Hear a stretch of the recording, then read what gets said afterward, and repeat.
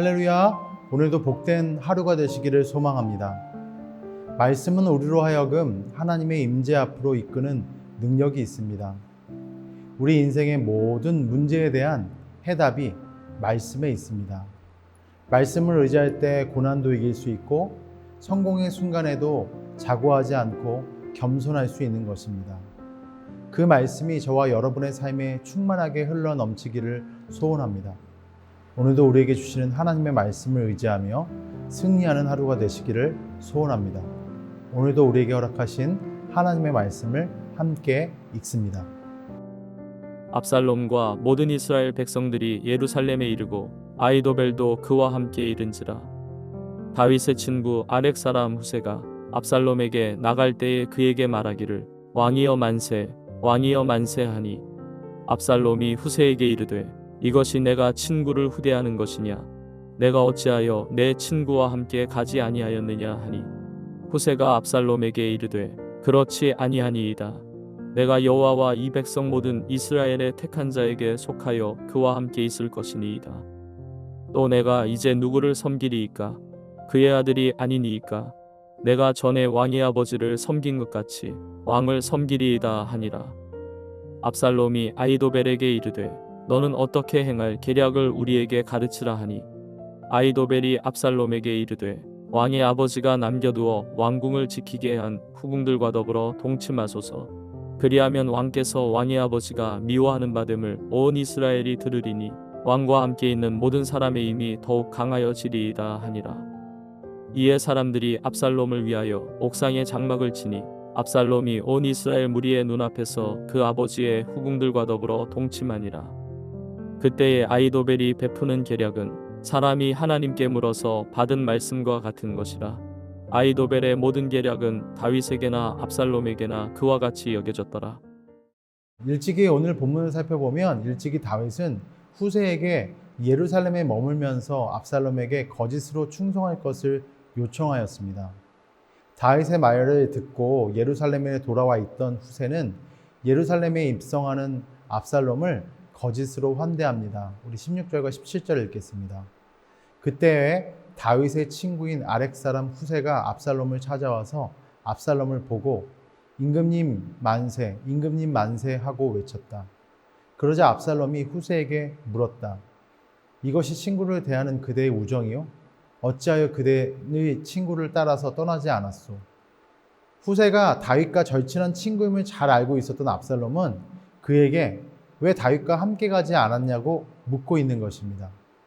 후세는 자신이 다윗을 따라가지 않고 예루살렘에 남은 이유를 다음과 같이 말합니다. 우리 18절과 19절 읽겠습니다. 후세가 압살롬에게 대답하였다. 그렇지 않습니다. 오히려 저는 주님께서 뽑으시고 이 백성과 온 이스라엘 사람이 뽑아 세운 분이 편이 되어서 그분과 함께 지낼 작정입니다. 제가 다른 누구를 또 섬길 수 있겠습니까? 당연히 부왕의 아드님을 섬겨야 하지 않겠습니까? 그러므로 제가 전에 부왕을 섬긴 것 같이 이제는 임금님을 섬기겠습니다.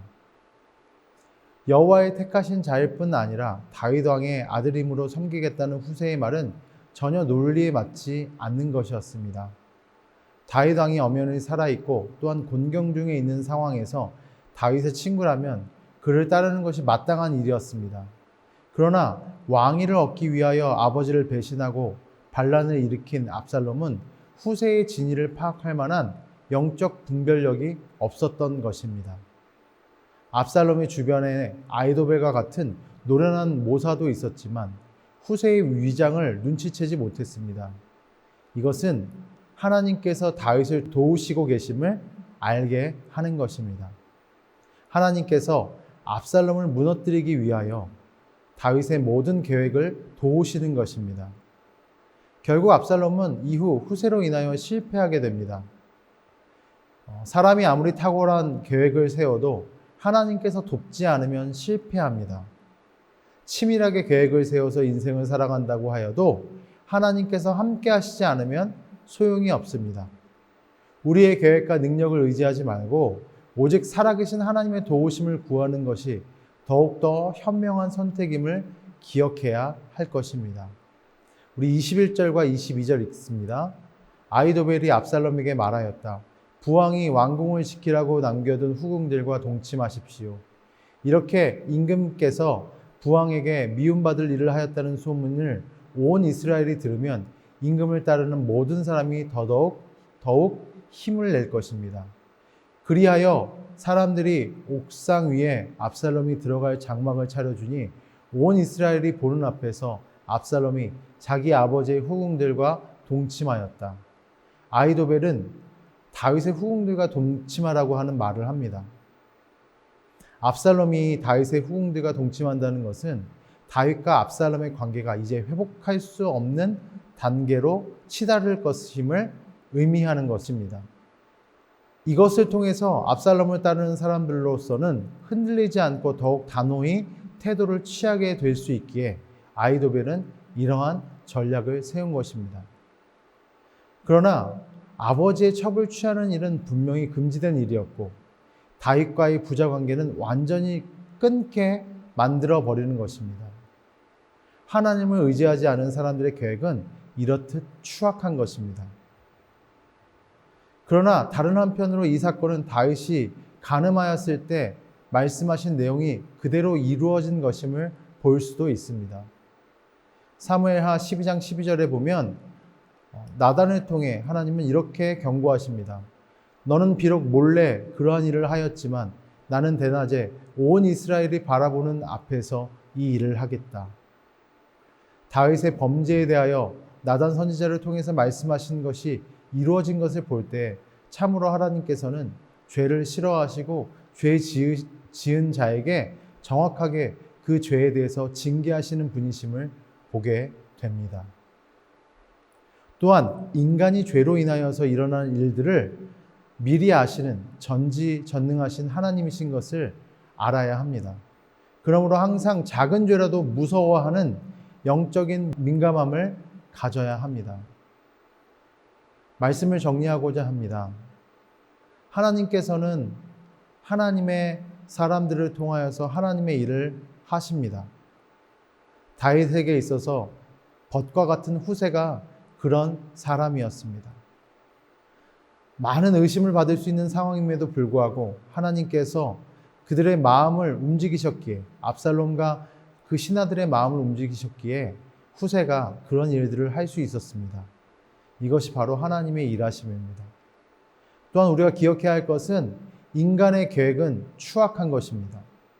아히도벨은 하나님의 전략과 지략을 가진 사람이었으나 그의 지략은 너무나도 추악하였고 또한 그 추악한 결과는 결국 다윗과 그의 아들 압살롬의 관계를 철저하게 끊어버리는 것입니다. 또한 우리가 잊지 말아야 할 것은 이 모든 징계에는 다윗의 범죄가 있었음을 기억해야 합니다. 그리고 나단을 통해서 하나님이 하신 예언은 또한 이렇게 압살롬과 아히도벨을 통해서 이루어짐을 보게 됩니다. 그러므로 사랑하는 성도 여러분, 우리는 죄에 민감한 삶을 살아야 합니다. 작은 죄라도 용납해서는 안 됩니다. 매 순간순간 죄를 무서워할 줄 알며 그 죄 앞에서 철저하게 회개할 수 있는 회개의 심령을 가지시는 저와 여러분 되시기를 주님의 이름으로 축원합니다. 우리 함께 기도하시겠습니다.